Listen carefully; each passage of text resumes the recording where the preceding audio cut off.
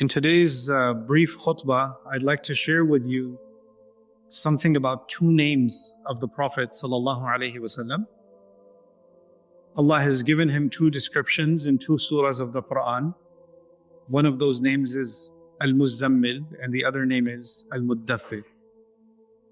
Both of these names were given to the Prophet ﷺ in the early seerah, because both of these surahs were revealed very, very early on in the mission of the Prophet ﷺ.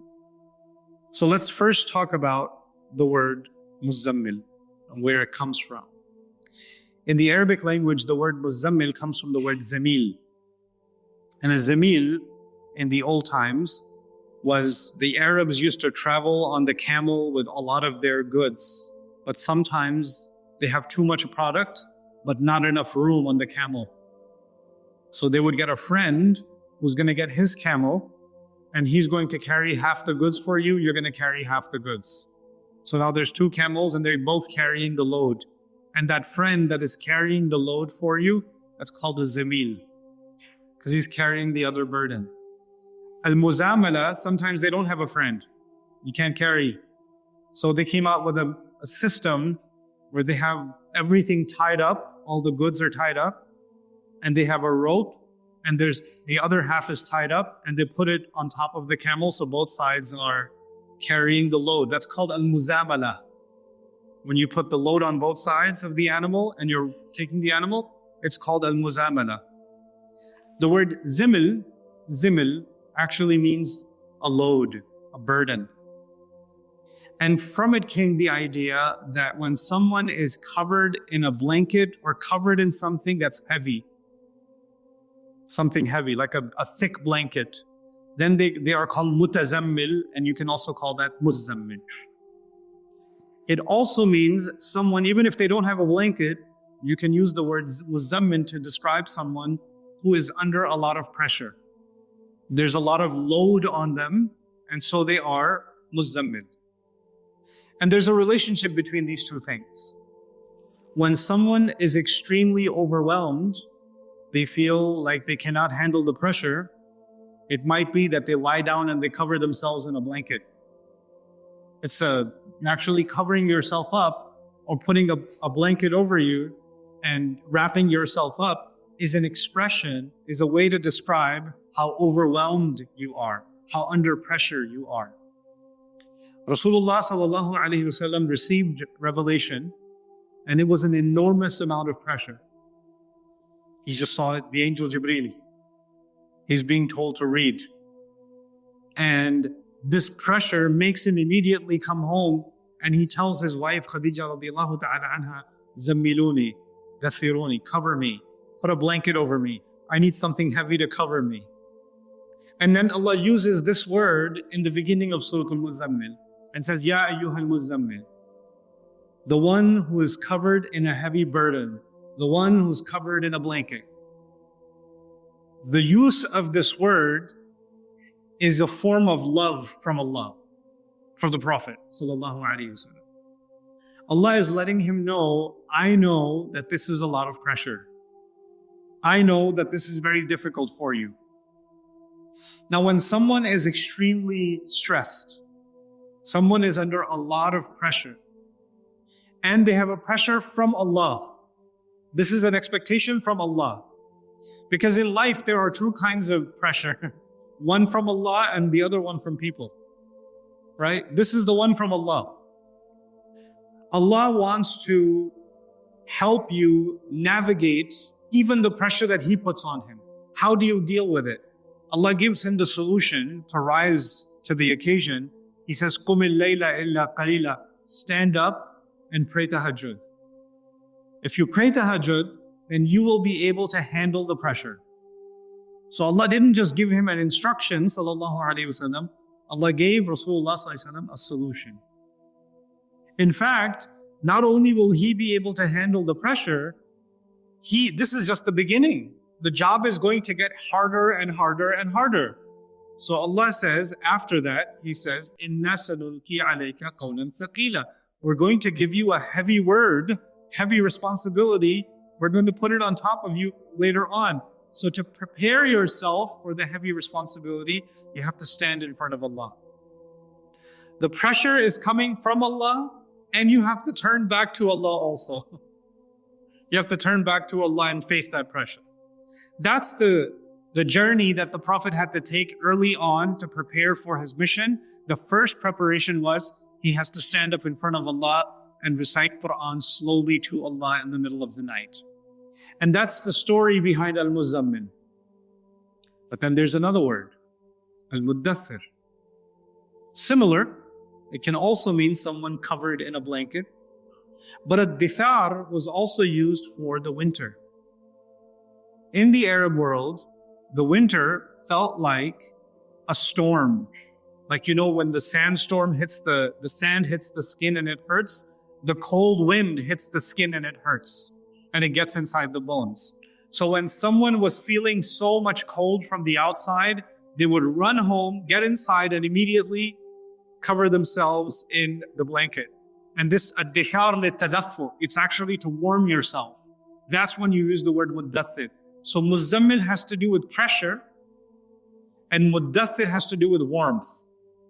With warmth. That's why actually daththir is also used for trees that have a lot of leaves. Lots of leaves, lots of coverage. And the idea is when you go outside and the entire environment is covered in freezing cold, you are covered in the cold. Everywhere you turn is cold. You have to get inside and you have to immediately cover yourself. Protect yourself from the environment. When you study the tafsir of this surah, you find that the Quraysh were coming up with different plans for how to attack the Prophet sallallahu alaihi wasallam. One discussion was maybe you should call him a poet, a sha'i. And people like Walid ibn Mughira, Akhnas ibn Shurayq, other people said, no, we know poetry. If you call him a poet, this will not work. People will not believe it. We have to have a better campaign against the Prophet. So other people said we should call him a kahin. A kahin in old Arab times, kahin is someone who speaks to the jinn. Kahin is someone who speaks to dead people. Kahin is someone who can tell you the future. So these people that speak strange language and they say weird things, he's just one of those people. They said, no, we know how the kahin speaks. He doesn't speak like a kahin. That's not going to work. That's not good enough. Okay, so he's a magician. Let's call him a magician. Let's call him a liar. They keep coming up with different ideas. And they're having a meeting to discuss which one should we say. Because لَبُدَّ عَلَيْنَا عَلَى قَوْلٍ وَاحِدٍ, we have to agree on one campaign. Because if I call him a liar, if Abu Lahab calls him a liar, and Abu Jahl calls him a magician, and Walid ibn Mughira calls him a poet, then they're all contradicting each other. It's not going to work. They have to have a unified media campaign against the Prophet sallallahu alaihi wasallam. So they said the most effective campaign is he is insane. He's insane. Why do they want to say he's insane? When someone is insane, and if someone looks crazy and they're talking crazy and they're coming close to you, what do? You get away from them. You don't want to talk to them. Get away from me. You cross the street. If we spread in Makkah that he is insane, that will also mean that he is dangerous. That means before he even opens his mouth, everybody will cross the street. Nobody will even listen to him. The Prophet's mission is just beginning, and already the richest people in Makkah are having a meeting and they're discussing what should we call the Prophet, and they all agree we should call him what? Insane, crazy. And they don't just decide this, now they spread this to all their workers. They spread it to all their people. They spread it to, because some of these people are politicians. Some of these people are wealthy. Some of these people have lots of people working for them. They spread it to everybody. Now, they just 5, 6 people decided this, but 5, 6, 7, 800 people, 1,000 people, 5,000 people, everybody's calling the Prophet what? Insane. And his mission is to give da'wah. How is he going to give da'wah when nobody wants to listen and everybody calls him insane and runs away? And he finds out, sallallahu alaihi wasallam, he finds out that everybody is saying that the Prophet is insane. This is what they call propaganda nowadays. Propaganda is so powerful, if you say it enough times, if you say the same thing over and over again enough times, the world starts believing it. Right? I mean, after 9/11, I lived in America. I was in New York during 9/11. But after 9/11, every Muslim was a terrorist. And every time, and on the media all the time, Muslim terrorist, Muslim terrorist, Muslim terrorist. Every time I got on a plane, and I have economy seat in the back. So when I get on the plane, you go through the first class and then you go to the back. And when I go, everybody looks scared. Everybody's seen Malakul Maut. And so I just say, hi, hey, how's it going? You're next. But they all look terrified. Why? Because they've heard this so many times. Now they believe it. And it's especially more entertaining if I have a backpack on. Right? The Prophet ﷺ is being called insane. So you know what? The entire world has become like the freezing winter. He can't go outside. Before he even opens his mouth, oh, there's the crazy guy. There's the crazy man. There's the insane one. There's the insane one. And the Prophet ﷺ is overwhelmed with the extreme conditions outside. Just like the winter is extreme conditions outside, he's now facing extreme conditions outside. So he is covering himself, stressed, not knowing what to do. He has anxiety. How am I going to do my job? There's too much opposition. They're not going to listen to me. Allah gives him the solution. Allah says, Ya Muddaththir, the one who is covered up to find warm. Qum, get up. Fa'andir, go warn. Go warn. Go in the freezing cold. Go outside. Go talk to people who don't want to listen to you. Go stand up and do your job. Allah didn't say, fa'andirhum, warn them. Allah didn't say warn them. He just said, warn. What difference does it make? If you say warn them, then you mention them. If you don't say warn them, you're not even thinking about them. You're only thinking about your job. What's your job? Warn. Whether they listen or they don't listen, they walk away or they don't walk away, that is not your problem. Your problem is your job. Your job is warn. Whether there's a them or not.